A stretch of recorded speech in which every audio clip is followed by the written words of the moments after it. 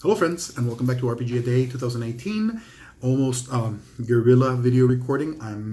It's been a long week and it's just getting started. It's barely Wednesday, and I'm really busy, so I'm keeping this video short and sweet. No intro, no outro, just going to the topic at hand.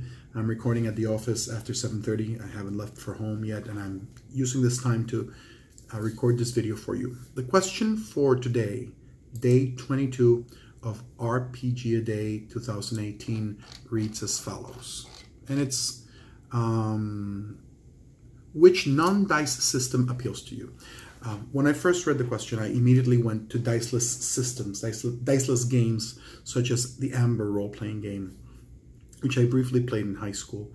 But I realized that you don't have to look at the big picture and just think of systems that use no dice. You can think about the non-dice systems in the games we play that can be used to solve conflict, to motivate role-playing, to move the story along, and there are plenty of those.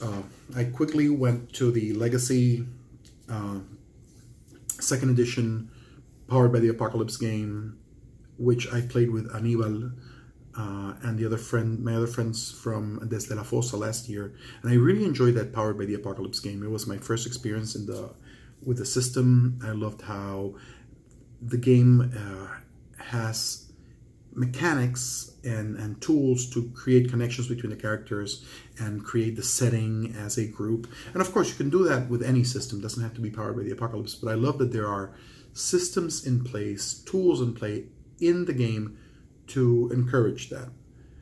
But if I have to pick a non-dice system that appeals to me, I will have to mention the interlude rules from Pinnacle Games' Savage Worlds.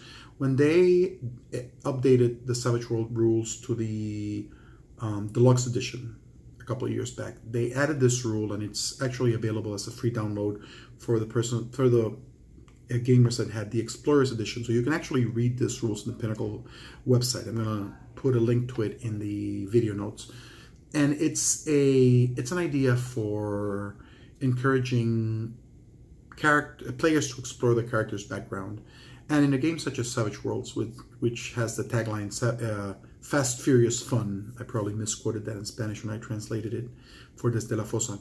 When you have those elements, Savage World tries to emulate high-action cinematic adventures. So setting down and telling a story or just exploring the backgrounds of the characters sometimes falls by the wayside. So this interludes rule is really cool because it asks the game master, when there's a lull in the action, select a character and have them tell a story about their background, but not just pick any story.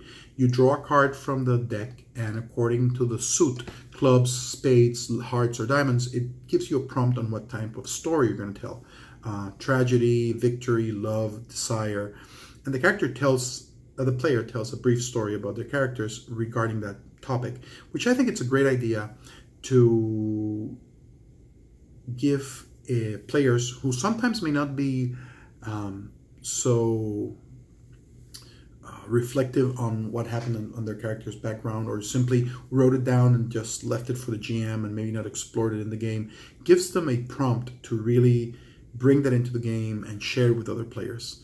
So I think it's a great system that encourages role-playing without having to be too intrusive, but has clear rules on how you implement it and really encourages all players, sometimes even the shy ones who are not so prone to role-playing in character so much, or telling stories about their characters in their character's voice, a way to do this. So I will pick that as my favorite non-dice mechanic that I want to share with you.